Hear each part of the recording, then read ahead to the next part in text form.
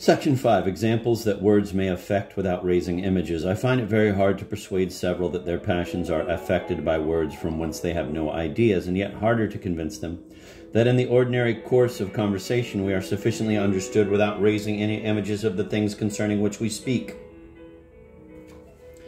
It seems to be an odd subject of dispute with any man, whether he has ideas in his mind or not. Of this, at first view, every man in his own forum ought to judge without appeal. But, strange as it may appear, we are often at a loss to know what ideas we have of things, or whether we have any ideas at all upon some subjects.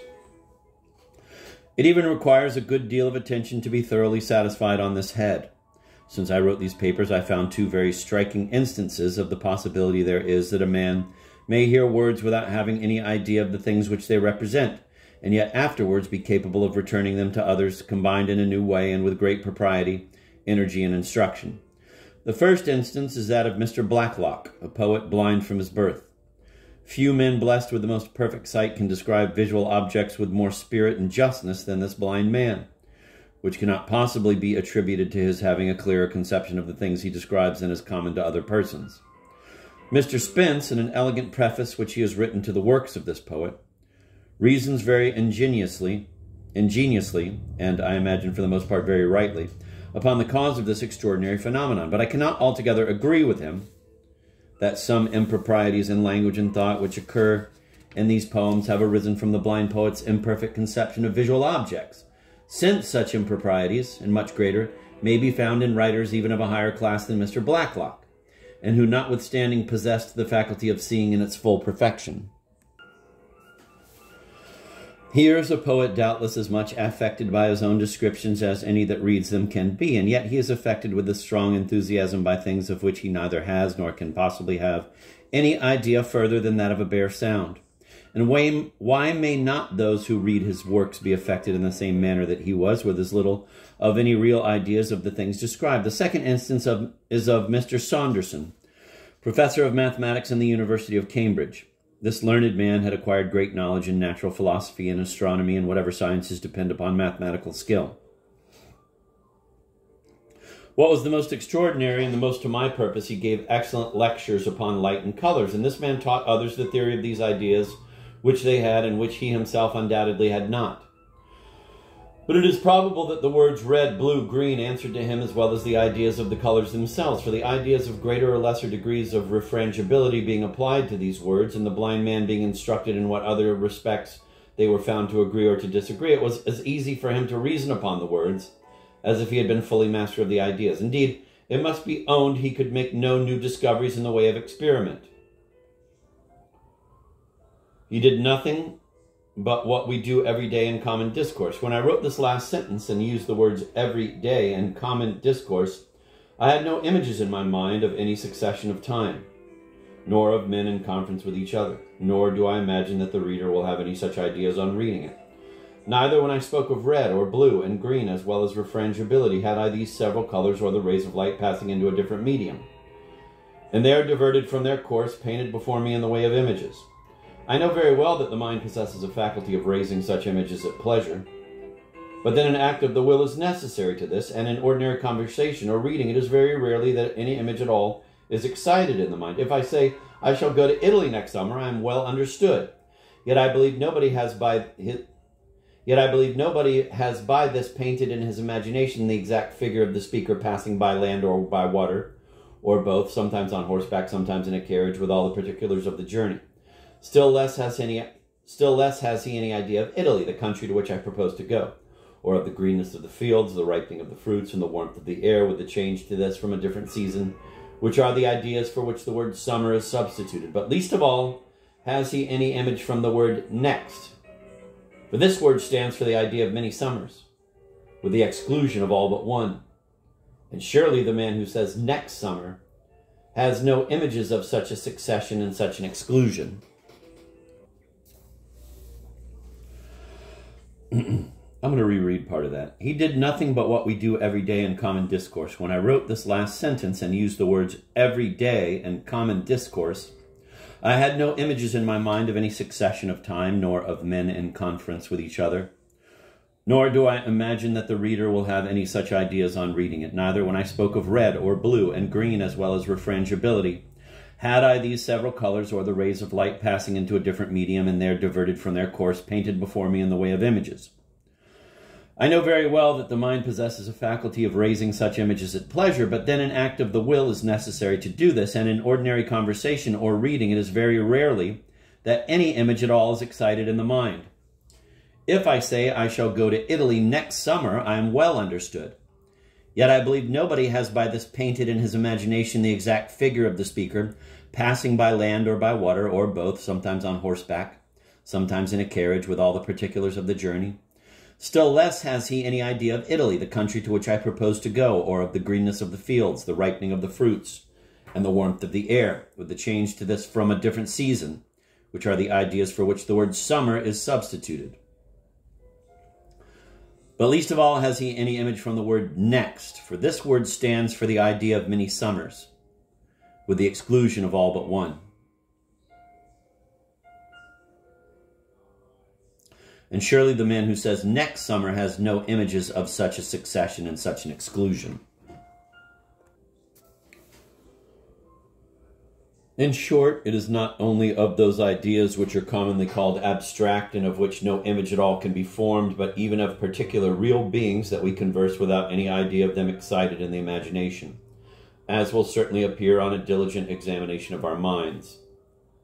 Indeed, so little does poetry depend for its effect on the power of raising sensible images, that I am convinced it would lose a very considerable part of its energy if this were the necessary result of all description.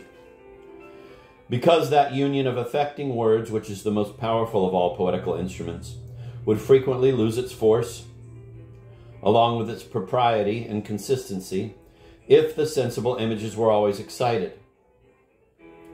There is not perhaps in the whole Aeneid a more grand and labored passage than the description of Vulcan's cavern in Etna, and the works that are there carried on. Virgil dwells particularly on the formation of the thunder, which he describes unfinished under the hammers of the Cyclops. But what are the principles of this extraordinary composition? Tres imbris torti radios, tres nubis aquae, addiderent rudely tres ignis, et alitis ostri, fulgors nunc terrificos, sunatumc, metumc, mescabint operi, flamisc, sequacibus iris. This seems to me admirably sublime, yet if we attend coolly to the kind of sensible images which a combination of ideas of this sort must form, the chimeras of madmen cannot appear more wild and absurd than such a picture. Quote, 3 rays of twisted showers, 3 of watery clouds, 3 of fire, and 3 of the winged south wind. Then mixed they in the work terrific lightnings, and sound, and fear, and anger, with pursuing flames. This strange composition is formed into a gross body. It is hammered by the Cyclops. It is in part polished, and partly continues rough. The truth is, if poetry gives us a noble assemblage of words corresponding to many noble ideas which are connected by circumstances of time or place, or related to each other as cause and effect, or associated in any natural way, they may be molded together in any form and perfectly answer their end. The picturesque connection is not demanded, because no real picture is formed, nor is the effect of the description at all the less upon this account. What is said of Helen by Priam and the old men of his council is generally thought to give us the highest possible idea of that fatal beauty. They cried, no wonder such celestial charms for 9 long years have set the world in arms. What winning graces, what majestic mien. She moves a goddess and she looks a queen. End of quote by Alexander Pope. Here is not one word said of the particulars of her beauty, nothing which can in the least help us to any precise idea of her person.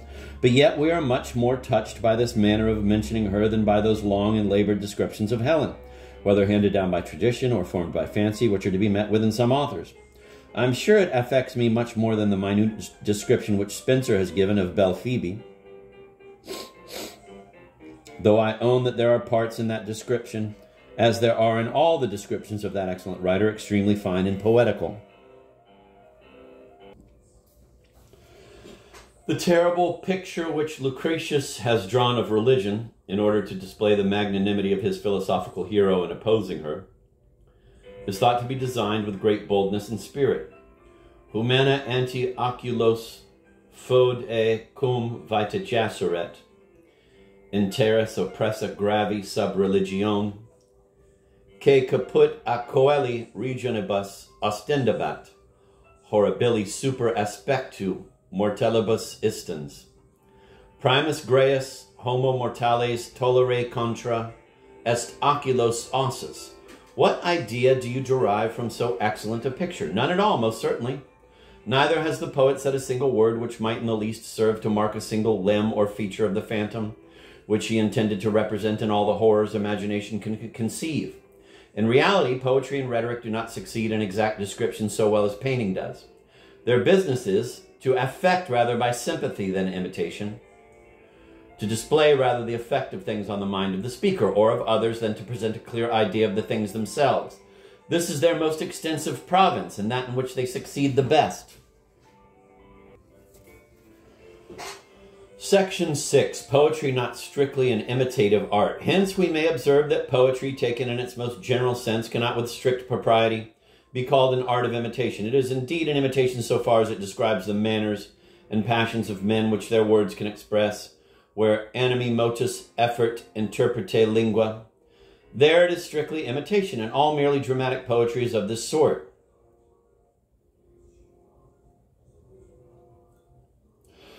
But descriptive poetry operates chiefly by substitution, by the means of sounds which by custom have the effect of realities.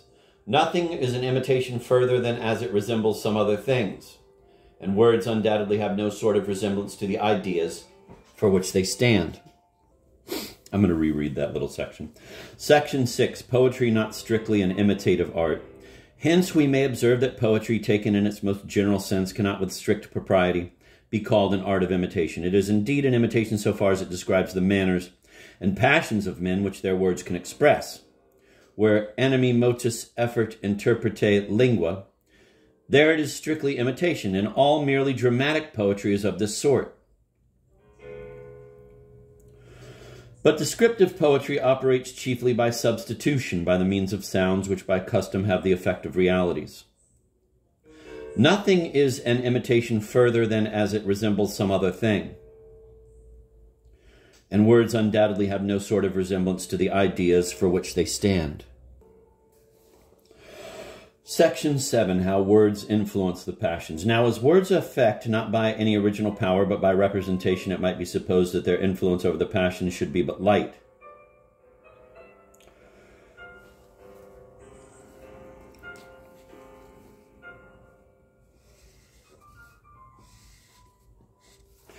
Yet it is quite otherwise, for we find by experience that eloquence and poetry are as capable, nay, indeed much more capable,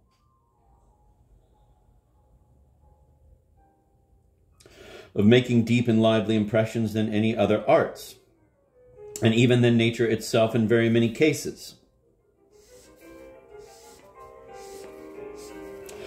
And this arises chiefly from these three causes. First, that we take an extraordinary part in the passions of others,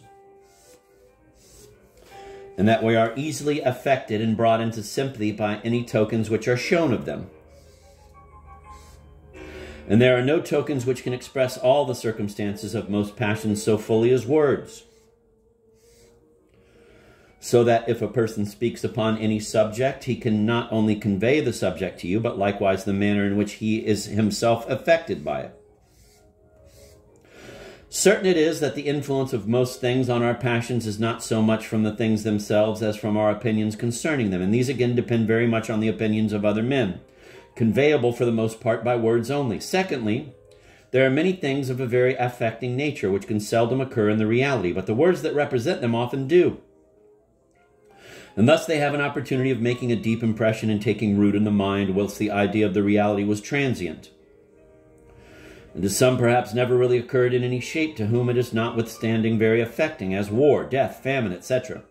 Besides, many ideas have never been at all presented to the senses of any men but by words, as God, angels, devils, heaven and hell, all of which have, however, a great influence over the passions. Thirdly, by words we have it in our power to make such combinations as we cannot possibly do otherwise. By this power of combining, we are able, by the addition of well-chosen circumstances, to give a new life and force to the simple object. In painting, we may represent any fine figure we please, but we never can give it those enlivening touches which it may receive from words. To represent an angel in a picture, you can only draw a beautiful young man winged. But what painting can furnish out anything so grand as the addition of one word? Quote, the angel of the Lord, end of quote. It is true I have here no clear idea, but these words affect the mind more than the sensible image did, which is all I contend for. A picture of Priam dragged to the altar's foot and there murdered, if it were well executed, would undoubtedly be very moving, but there are very aggravating circumstances which it could never represent. Quote, sanguine fodentem quos ips seraverit ignes.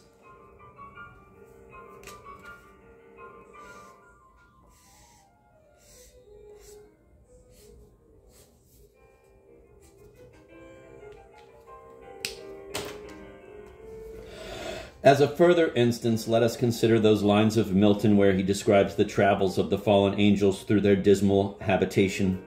O'er many a dark and dreary vale they passed, in many a region dolorous. O'er many a frozen, many a fiery Alp, rocks, caves, lakes, fens, bogs, dens, and shades of death, a universe of death. Here is displayed the force of union in rocks, caves, lakes, dens, bogs, fens, and shades, which yet would lose the greatest part of their effect if they were not the rocks, caves, lakes, dens, bogs, fens, and shades of death. This idea or this affection caused by a word which nothing but a word could annex to the others raises a very great degree of the sublime, and this sublime is raised yet higher by what follows, a, quote, universe of death, end of quote. Here are again two ideas not presentable but by language, and in union of them great and amazing beyond conception. If they may properly be called ideas which present no distinct image to the mind, but still it will be difficult to conceive how words can move the passions which belong to real objects without representing these objects clearly. This is difficult to us because we do not sufficiently distinguish in our observations upon language between a clear expression and a strong expression. These are frequently confounded with each other, though they are in reality extremely different. The former regards the understanding, the latter belongs to the passions. The one describes a thing as it is, the latter describes it as it is felt.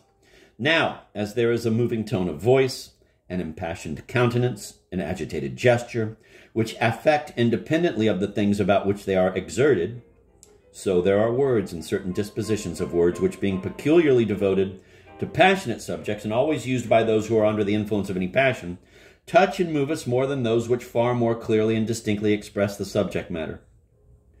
We yield to sympathy what we refuse to description. The truth is, all verbal description merely is naked description, though never so exact, conveys so poor and insufficient an idea of the thing described that it could scarcely have the smallest effect if the speaker did not call into his aid those modes of speech that mark a strong and lively feeling in himself. Then, by the contagion of our passions, we catch a fire already kindled in another, which probably might never have been struck out by the object described.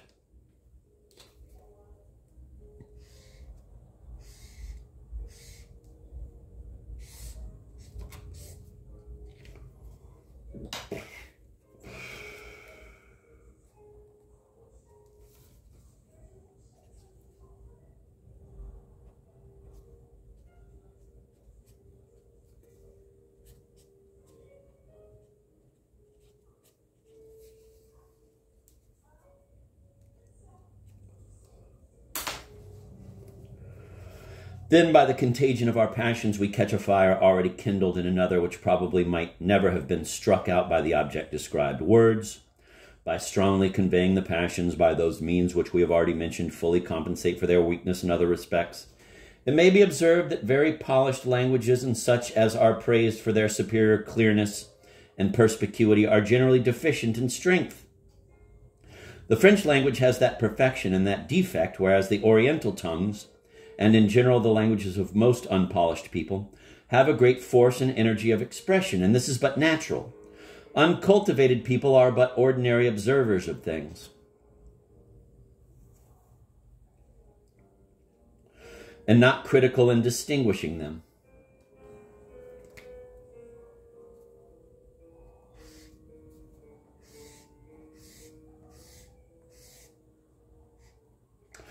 But for that reason they admire more and are more affected with what they see, and therefore express themselves in a warmer and more passionate manner.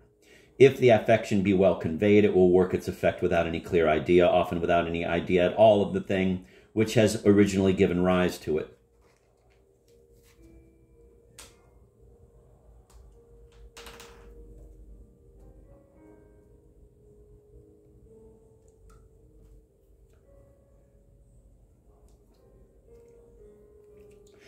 It might be expected from the fertility of the subject that I should consider poetry as it regards the sublime and beautiful more at large. But it must be observed that in this light it has been often and well handled already. It was not my design to enter into the criticism of the sublime and beautiful in any art, but to attempt to lay down such principles as may tend to ascertain, to distinguish, and to form a sort of standard for them, which purposes I thought might be best effected by an inquiry into the properties of such things in nature as raise love and astonishment in us, and by showing in what manner they operated to produce these passions. Words were only so far to be considered as to show upon what principle they were capable of being the representatives of these natural things, and by what powers they were able to affect us often as strongly as the things they represent, and sometimes much more strongly.